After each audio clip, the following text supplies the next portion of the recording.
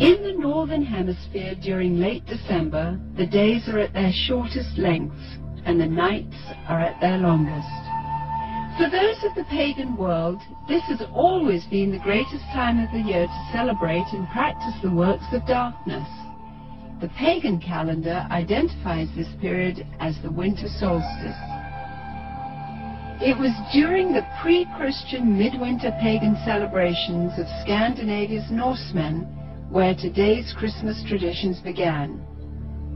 As a means of honoring the pagan sex and fertility god Yule, a 12-day celebration during the month of December was inaugurated. A large single log considered to be a phallic idol was lit on fire and kept burning for 12 days. Animal or human sacrifices were offered in the fire on each of those days. Wild, delirious reveling accompanied the daily sacrifices as drunken participants defiantly strove to make contact with spirits. 1,000 miles away in pre-Christian Rome, celebrants were paying homage to their own gods during the winter solstice. Witchcraft traditions hold that a number of pagan gods were given birth during this period, including Dionysus, Attis, and Baal, chief male god of fertility and licentiousness.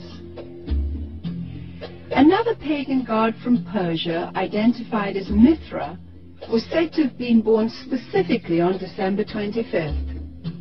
Mithra was the god of the unconquerable sun, the god of the light between heaven and earth, worshipped at that time by an influential Roman cult. His birth symbolized an end to the long nights and a return to the dominance of the sun. During the month-long winter solstice celebration, courts in Rome were closed. Any and all crimes were allowed. Homosexuality, cross-dressing, and uncontrolled debauchery reigned supreme. Rome's order was turned upside down. Even children were allowed to join in the drunken orgies as part of the Juvenalia celebration. By 270 AD, the Roman Emperor Aurelian had made it official, setting aside a 7-day period from December the 17th through the 24th, culminating in an exchange of gifts on December the 25th to celebrate the birth of the sun god. This Roman orgy to end all orgies later became known as Saturnalia, in honor of the god Saturn, the god of excess. Roman soldiers invading Britain brought with them their pagan orgiastic traditions. Upon taking root in England, Saturnalia became known as the Festival of Fools, reigned over by the Lord of Misrule. By the 4th century, the influential government-sanctioned Church of Rome, unable to outlaw the growing number of pagan practices, chose instead to adopt them into their so-called official Christianity. The Church believed this would attract more pagans to their fold. Up until this time, the birthday of Jesus Christ, the Jewish Messiah, had not been celebrated at all. Ignoring scriptures, however, indicating that the birth probably did not occur during the winter, the Church nevertheless confused biblical history and made Jesus' birthday coincide with the pagan god Mithra. The birth date of the sun god had now become the birth date of the Son of God. It was hoped that the pagan celebrations of Saturnalia would merge into this new legally sanctioned form of Christianity. The Church's practice of changing the dates of Christian events to coincide with pagan festivals continued, and by the 7th century, Pope Gregory I had ordered Augustine of Canterbury to incorporate any and all pagan practices and customs into the expanding Roman Catholic Church. During the Middle Ages, the debased Mardi Gras atmosphere of what was now known as Christ's Mass had reached a fevered pitch. Common practices included open sex in the streets, rioting, murder, and a number of pagan druidic Halloween rituals. This blood-drenched celebration got so out of hand that by 1652, following the execution of King Charles I, Christ's Mass was finally outlawed in England. A religious reform movement began sweeping the country, led by Puritan Oliver Cromwell. The Puritans took the biblical mandate seriously, which commanded that Christianity remain pure and separate from paganism.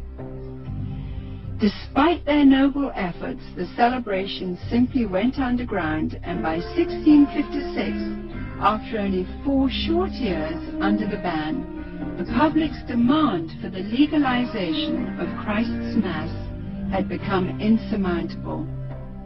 The appointment of Charles II to the throne restored England's monarchy, and with it the celebration of Christ's Mass. The Puritans had lost England, but they held high hopes for the new world. When the first settlers came from England, they were, for the most part, Puritans.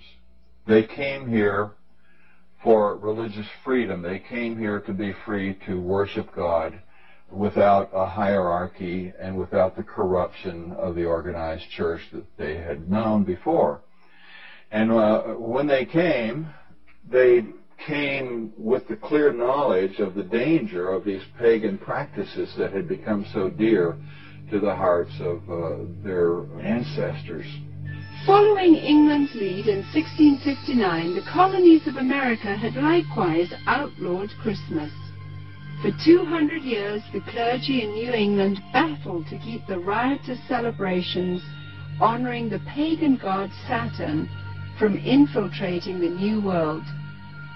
The Reverend Cotton Mather had warned in a Christmas Day sermon in 1712, "Can you in your conscience think that your holy Savior is honored by hard drinking, lewd reveling, and by a mass fit for none but Bacchus or Saturn?" But the public's taste for sin and revelry persisted. In 1828, gang rioting during the Saturnalia-like Christmas celebrations got so bad that cities such as New York were forced to institute a professional police force for the first time in order to control the savagery. Christmas was not only not widely celebrated, in many cases, many places, Christmas celebrations were actually outlawed. And this was because of the attitude of many of the churches, who regarded it as primarily as a pagan celebration and as a reproach to the Lord. By the mid-19th century, American churches were the last remaining holdout in the war against the validation of Christmas. However, they too finally succumbed as a result of the efforts of the American Sunday School Society, who began advocating Christmas programs for children as a method of filling the pews. The society argued that children could be taught about the birth of Christ through the reenactment of the Nativity. They also offered candy and treats to the children as a means of enticing families into accepting the holiday, despite its notorious history and blatantly pagan roots. The successful technique of bribing children with candy would later be used on an unsuspecting American populace in the effort to promote the acceptance of the pagan rituals of Halloween. However, it was the work of England's most popular writer, Charles Dickens, whose ghostly 1843 book, A Christmas Carol, cemented the Christmas holiday in the hearts of Americans forever. Dickens' world-loved story made the pagan Christmas feasts, shining trees, glittering shops, and family warmth irresistible to those wanting to experience the holiday. Coming to America in 1867 to promote his work, Charles Dickens packed theaters as he read his story to cheering audiences around the country. A Christmas Carol gripped America and destroyed any final attempt to stop the evolution of Christmas. By 1875, the Puritans had been beaten, and by 1890, all American states had voted to make Christmas.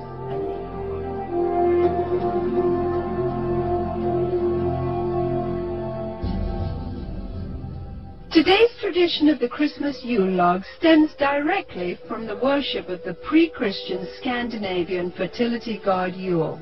The burning of this phallic idol is also responsible for the concept of the 12 days of Christmas, which represented the 12 daily sacrifices offered up in the Yule log's flames. Another good example of the pagan elements of Christmas is the whole concept of Yule and the Yule log. The very term is derived from the Norse god Yule, spelled J-U-L. And every year around Christmas time, a huge log was cut down and fashioned into a fertility symbol and then burned for 12 days. And on each successive day, a new sacrifice to the god Yule was performed in the fire, and a new sacrificial victim was burned to death. Sometimes, but not always, these sacrificial victims were human beings.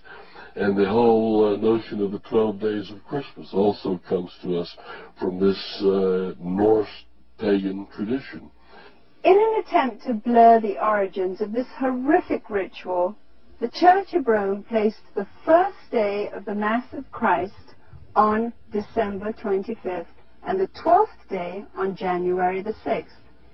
Despite no scriptural references for January the 6th, it was selected as the day the wise men supposedly arrived to offer gifts to the newborn Christ. This day, then, has become known as Epiphany. During the Dark Ages, the European custom of putting an oil-lighted wick lamp in the windows during the 12 days of Christmas signified to neighbors that the occupants were participating in the pagan worship of the phallic idol Yule. In today's commercialism, this is where we get the tradition of decorating our houses with Christmas lights. The Yule log custom was originally brought over to America by Scandinavian immigrants during the 1600s. And despite attempts to ban the tradition, it has stayed with us to this very day. Today, when we wish someone Yuletide greetings, we are in a sense invoking the power of the fertility god Yule upon that person.